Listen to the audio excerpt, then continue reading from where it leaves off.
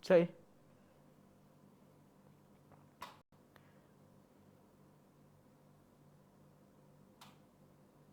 Bismillah.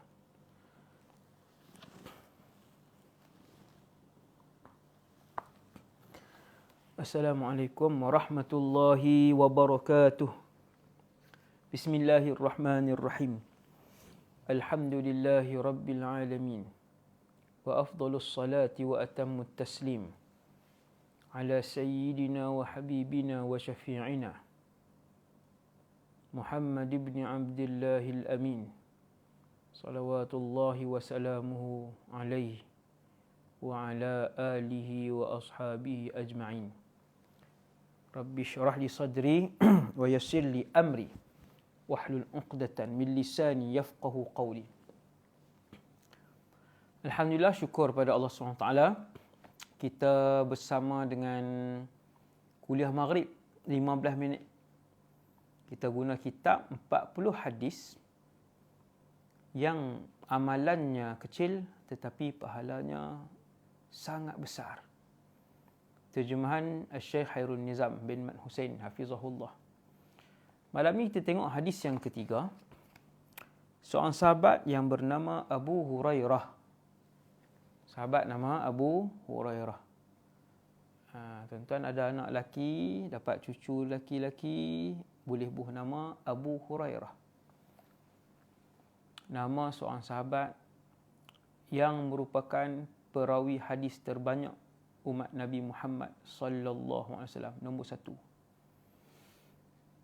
Kira nanti kalau umat Rasulullah ada 20 bilion di padang mahsyar, contoh keseluruhan umat Rasulullah 20 bilion di padang mahsyar, pertama yang paling banyak riwayatkan perkataan daripada mulut Rasulullah ialah yang bernama Abu Hurairah. InsyaAllah barakah. Letak nama anak Abu Hurairah. Berdoa hari-hari, ya Allah jadikanlah beliau seperti sahabat Nabi Abu Hurairah. Alim, rajin, taat kepada Nabi, disayangi oleh Rasulullah SAW dan juga disayangi oleh Allah SWT, insya-Allah. Kita baca hadis yang diriwayatkan oleh Imam Muslim. Bismillahirrahmanirrahim. An Abi Hurairah anna Rasulullah sallallahu alaihi wasallam qala man da'a ila hudan kana lahu minal ajri mithlu ujuri man tabi'ahu la yanqusu dhalika min ujurihim syai'a wa man da'a ila dhalalah kana alayhi minal ithmi mithlu athami man tabi'ah la yanqusu dhalika min athamihim syai'a. Rawahu Muslim. Maksud hadis ni, sebelum saya terjemah hadis ni, sadaqa Rasulullah SAW, benarlah apa yang Nabi ucapkan, iaitu siapa-siapa yang tunjuk kat orang lain jalan kebaikan atau ibadat, ajak orang buat baik, ajak orang beribadat, ajar orang beribadat, apa saja kebaikan, maka hak ajak tu dapat pahala walaupun dia tak buat benda tu. Contoh, dia bercakap tentang puasa sunat, orang pakat puasa sunat. Orang mula puasa sunat bulan Rejab, orang mula puasa sunat bulan Syawal. Kemudian orang ikut seperti mana yang diajak, maka 1000 orang yang berpuasa tu dapat pahala ke orang yang mengajak tu. Sebab dia yang tunjuk ke arah kebaikan. Subhanallah. Tuan-tuan nampak? Sebab tu buku ni dia himpunkan 40 hadis, yang mana 40 hadis itu ialah 40 perkara yang Nabi ajak, benda yang kecil tetapi pahalanya besar. Kita ajak anak buah kita tentang kelebihan sedekah. harta kita diberkati, Allah menggandakan rezeki orang yang bersedekah. Bersedekah menjadi payung kita di mahsyar, kita ajak. Maka anak-anak murid kita 100 orang. Esok tu mereka mula bersedekah. 100 yang bersedekah itu, keseluruhan pahala mereka, mereka pun dapat, hak ajak pun dapat. Maka tak perlu tunggu jadi ustaz. Kita ayah, kita ada isteri, kita ada anak-anak. Ajak dan ajak anak-anak kita untuk buat kebaikan ataupun buat ibadat. No? Kalau kita ibu, kita ajak anak-anak kita ke, ajak suami, jom puasa esok, kita puasa sunat. Kita puasa sunat.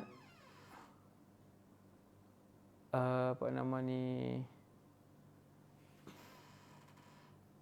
What? Pakcik Chinese. Ha? Satgi insya' satgi jumpa dia. Mai panggil dia mai masuk. Mai. Sila masuk. Saya jemput masuk. Assalamualaikum. Waalaikumsalam. Saya duduk kuliah. Mai duduk. Sila duduk. Ya. Apa abang? Apa bagus? Sihat nah? Sihat. Alhamdulillah sihat. Muda lagi? Ustaz, Ya. ini betul Ustaz lah. Saya lah Ustaz Wadi. Saya Main dengan siapa? betul Laila. Ustaz Adib Wadi Anwar. Saya memang peminat Ustaz. Ya. Saya tengok macam betul ke tak betul pun tak tahu. Macam saya ni hidup ke tak ke macam mana? Ha. Hidup lah ni, hidup ada ni. Itu pertama kali Hidup saya Sungai tengok. Petani. Main satu keluarga? Ha. Alhamdulillah. Saya suka sangatlah Ustaz. Dah berapa lama dah ni? Lama dah. Saya sekarang umur 52. Oh, macam 40. Tak ada lah. Sihat nampak. Ni anak ke? Ini anak. Masya Allah. Ahlan wa sahlan. Marhaban. Perempuan. Tu isteri. Ha. Masya Allah. Alhamdulillah. Ahlan wa sahlan. Saya betul tak percaya. Betul-betul Ustaz tu. Betul ya?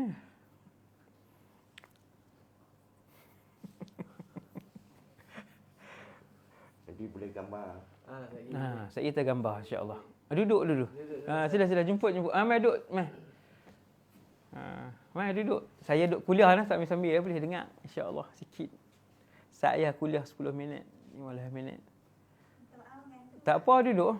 Tak ada apa. Duduk. 2 orang anak. Alhamdulillah. Okey. Dan sesiapa yang mengajak dan mengajar orang lain kepada kesesatan, kejahatan dan keburukan, maka dia mendapat dosa walaupun dia tak buat benda tu. So, inna lillahi wa inna ilaihi raji'un. Dia orang lelaki, dia artis. Dia ajak orang pakai subang. Dia pakai subang, orang lain pakai 1000 anak muda tiru pakai subang. Padahal lelaki, maka hukumnya berdosa, haram. Walaupun dia seorang je buat, lepas tu orang tiru, sebab dia tunjuk ke orang tiru, maka dia mendapat dosa hak 1000 tadi, walaupun dia tak buat. Inilah yang dimaksudkan oleh Rasulullah sallallahu alaihi wasallam. Benda kecil tetapi dosanya besar, iaitu ajar orang lain buat dosa ataupun ajak orang lain buat dosa, maka dia mendapat dosa yang orang buat tu. Sebab dia yang ajak orang. Maka bahaya. Terutamanya bila kita ni ramai orang ikut. Ramai hari ni seronok buat channel. Buat channel YouTube ke, buka channel ke, buat live TikTok, buat live Facebook. Kamu ajak apa? Kamu ajak orang masak, alhamdulillah. Ajak orang masak, niatlah hati supaya isteri-isteri di sana belajar masak yang sedap, boleh jamu anak-anak makan, jamu suami makan, dapat pahala hak ajak masak tu. Walaupun dia ajak masak. Ada orang ajak masak sampai juta-juta orang tengok. Kan? Cik Nom tu saya tengok, masya-Allah kan. Dia punya subscribers tu kan. Saya tak kenal beliau kan, tapi kadang tengoklah 1-2 video dia ajak kan. Dia ajak masak tu kan. Ramai. Bukan kita tengok tu kita duduk masak, tak ada masak pun. Tetapi bila tengok semua manusia boleh masuk syurga. Dia tukang masak ke, dia tukang sapu sampah ke, dia cleaner ke, dia buka kedai runcit ke, dia cikgu ke, semua boleh masuk syurga. No? Cuma tengok benda hak dia buat tu, yang pertama niat untuk Allah Subhanahu Wa Taala, dan yang kedua jangan ajak benda yang mudarat ke orang. Jangan ajak benda yang mudarat. Jadi kalau dia buat channel YouTube, dia ajak benda masak. Masak untuk apa? Masak untuk keluarga. Masya Allah. Maka yang tu jadi kebaikan. Orang belajar, orang masak untuk ahli keluarga kan, maka jadi kebaikan. Jangan kita ada channel YouTube bercakap dengan memfitnah orang. Duk sebab aib orang. Ada orang channel dia memang untuk sebab aib orang. Hasbunallah wa ni'mal wakil. Hasbunallah wa ni'mal wakil. Hari-hari sampai beratus-ratus siri sebar aib orang. Lepas tu cabar orang. Siapa berani cuba tengok tang mana kesalahan saya. Bila cabar, Tuhan tunjuk kesalahan dia. Tuhan tunjuk terus. Kita manusia ni jangan memakai selendang Allah, iaitu kibr. Itu selendang Allah Azza wa Jal. No? Saya tengok ada satu orang ada channel YouTube. Setiap hari orang ni salah, tiap-tiap hari. Dan tak betul pula yang dia tegur tu, bukan betul pun. Lebih sebahagian tu tak betul pun yang dia tegur tu. No? Akhirnya Tuhan tunjuk. Akhirnya Allah tunjuk keburukan dia ni. Kelemahan dia ni, kesalahan dia ni. Hasbunallah wa ni'mal wakil. Jadi hati-hati. Sudahlah channel kita ni puluh-puluh ribu orang. Kita menyebar keburukan orang dan tak betul pula. Oi. 2 kali dosa. No? Gelap di atas gelap. Sebab keburukan kawan tu, dan rupanya itu bukan keburukan dia buat, fitnah ke atas orang tu. Ada banyak channel YouTube yang kita boleh tengok yang ghairah, mencari duit kod YouTube dengan menjaja aib dan maruh orang. Man da'a ila dhalalatin. Nabi sebut dalam hadis sahih ni, sesiapa yang ajak orang ke arah kesesatan, sampai orang lain seronok untuk buat benda tak elok macam dia buat, sebab tengok view banyak, orang suka, kana alaihi minal ismi, dia tanggung dosa seperti mana dosa-dosa orang yang melakukan perkara itu, sebab dia yang tunjuk jalan untuk buat keburukan tersebut. Samalah macam orang yang buat meluluskan kilang arak. Ini pemimpin kena dengar. Meluluskan kedai judi. Hati-hati, menteri besar negeri-negeri, hati-hati. Kuasa di tangan kamu. Allah akan soal kamu. Kamu boleh tutup kedai judi? Boleh sebab kuasa di tangan kamu. Kenapa tak tutup? Kenapa kamu tak tutup? Nak jawab apa depan Allah? Percaya ke tak percaya, akhirat ada. Allah itu wujud. Mahsyar itu wujud. Timbang dosa pahala itu wujud. Sama ada kita percaya ataupun tidak. Tuan-tuan sekalian, hari perhitungan itu akan sampai. Maka saya peringat orang-orang yang ada kuasa, orang-orang yang Allah bagi kuasa di tangan dia. Dia yang di Pertuan Agong, dia sultan, dia Perdana Menteri, dia Menteri Besar. Allah akan soal, kenapa kamu tak tutup tempat-tempat mungkar yang diluluskan satu ketika dulu? Kedai arak, kedai judi, kilang arak. Ni semua ni ada. Menteri Besar, Perdana Menteri, semua ada kuasa untuk menutup benda ni, tuan-tuan. Hati-hati, akhirat itu benar, syurga itu benar, neraka itu benar, timbang dosa dan pahala itu benar. Jadi, itulah hadis yang ketiga yang kita ambil pada malam ni.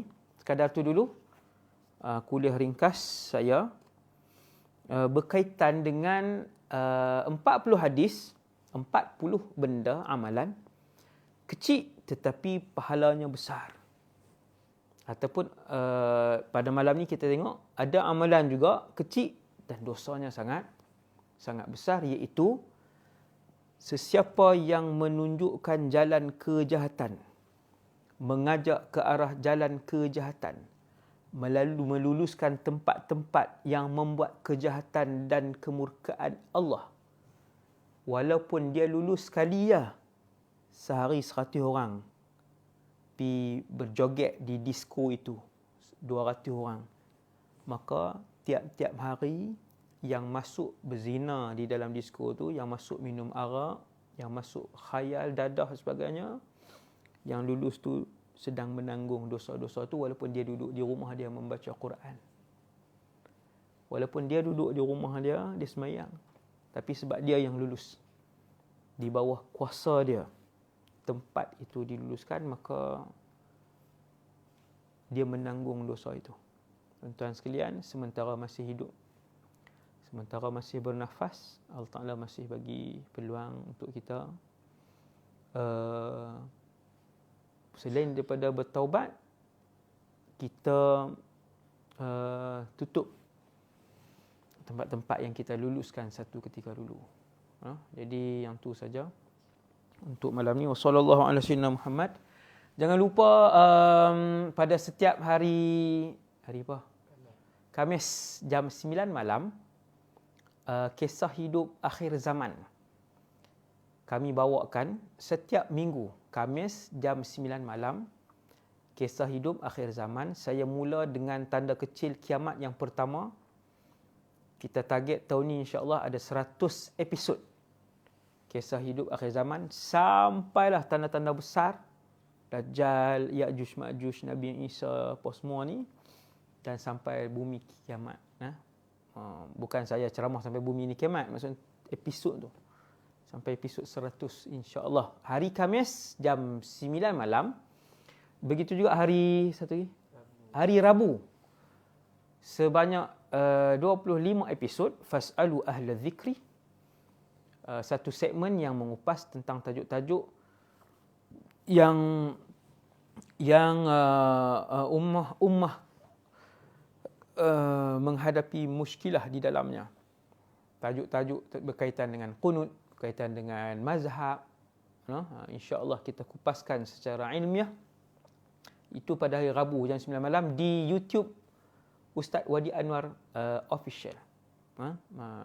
Semoga tuan-tuan boleh dapat manfaat, saya dapat manfaat, dan semoga kita semua sihat dan istiqamah dengan agama Allah Subhanahu wa taala. Sallallahu ala sayyidina Muhammad wa ala alihi wasallam. Assalamualaikum warahmatullahi wabarakatuh.